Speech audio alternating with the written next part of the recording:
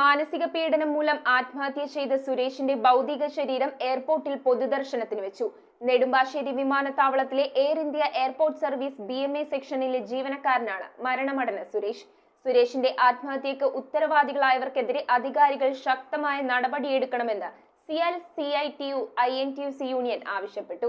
മേലുദ്യോഗസ്ഥന്റെ മാനസിക പീഡനം മൂലം ആത്മഹത്യ ചെയ്ത നെടുമ്പാശ്ശേരി വിമാനത്താവളത്തിലെ എയർ ഇന്ത്യ താൽക്കാലിക തൊഴിലാളി സുരേഷിന്റെ ഭൗതിക ശരീരമാണ് എയർപോർട്ടിൽ പൊതുദർശനത്തിന് വെച്ചത്. യൂണിയൻ നേതാക്കളും സഹപ്രവർത്തകരും അന്ത്യോപചാരം അർപ്പിച്ചു. പെരുമ്പാവൂർ ഒക്കലിലെ വീട്ടിലെ കിടപ്പുമുറിയിൽ തൂങ്ങി മരിച്ച നിലയിലാണ് മൃതദേഹം കണ്ടത്. Air India airport service BMA സെക്ഷനിലെ ജീവനക്കാരനാണ് മരണമടഞ്ഞ സുരേഷ്. സുരേഷിന്റെ ആത്മഹത്യക്ക് ഉത്തരവാദികളായവർക്കെതിരെ അധികാരികൾ ശക്തമായ നടപടിയെടുക്കണമെന്ന് സിയാൽ CITU INTUC യൂണിയൻ നേതാക്കൾ ആവശ്യപ്പെട്ടു. ഇവിടുത്തെ ഏജൻസികളും സ്വകാര്യ കരാർ ഏജൻസികളും അതുപോലെ തന്നെ സിയാൽ മാനേജ്മെൻറ്റും വളരെ ബോധപൂർവം ഇവർക്ക് കൊടുക്കേണ്ട അർഹതപ്പെട്ട ആനുകൂല്യങ്ങൾ നിഷേധിപ്പിക്കുന്നു എന്നുള്ളത് ഗൗരവമായി തൊഴിലാളി സംഘടനകൾ ഒന്നടങ്കം, അത് INTUCയും CITUവും BMSും അതിനെ ഗൗരവത്തോടു കൂടിയാണ് കാണുന്നത്.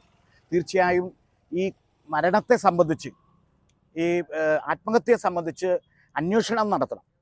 ഗവൺമെൻറ്റും അതുപോലെ തന്നെ സിയാലും അന്വേഷണം നടത്തണം. ഈ ആത്മഹത്യക്ക് ഉത്തരവാദികളായവർക്കെതിരെ ശക്തമായ നടപടി പോലീസും അതുപോലെ തന്നെ സിയാലും മറ്റധികാരികളും എടുക്കണമെന്ന് ഞങ്ങൾ ആവശ്യപ്പെടുകയാണ്.